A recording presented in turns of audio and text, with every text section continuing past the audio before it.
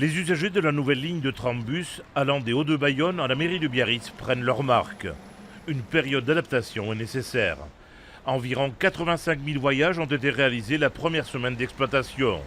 Une même personne peut bien évidemment effectuer plusieurs voyages. Premier constat, les usagers sont plus présents dans la journée. On vient d'Anglet, super bien, franchement, très pratique. C'est parfait, le bus était dans les temps, l'horaire était conforme. Ce matin, on a attendu bien une demi-heure. On en a deux qui sont passés dans l'autre sens. Tous les trambus partent bien à l'heure, mais la régularité programmée dans les différentes stations n'est pas toujours respectée.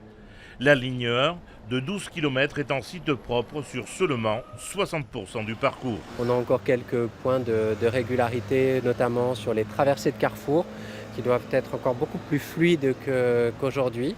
Des problèmes de synchronisation des feux perturbent toujours la circulation. De plus, faute de signalisation claire, certaines voitures empruntent les voies de bus, comme ici au centre-ville de Bayonne.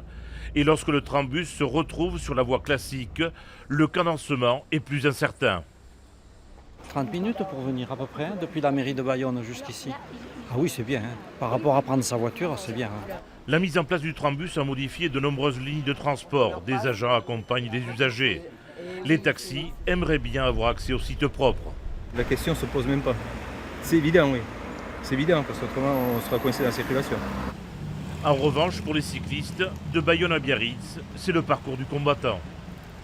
Vous avez des contraintes foncières qui ont été esquivées au nom de « on ne peut pas pousser les murs ». Il faut savoir que sur une grande partie du trajet, vous aviez des emplacements réservés, ils n'ont pas été utilisés et on est même en train de les supprimer. Lors de travaux de voirie, il y a obligation maintenant de prévoir des aménagements cyclables. La RD 810, il y a eu des gros travaux qui ont duré longtemps. C'est une route sur laquelle il y a beaucoup d'espace. On aurait vraiment eu la place de mettre des pistes cyclables et des bus et des voitures et rien n'a été fait.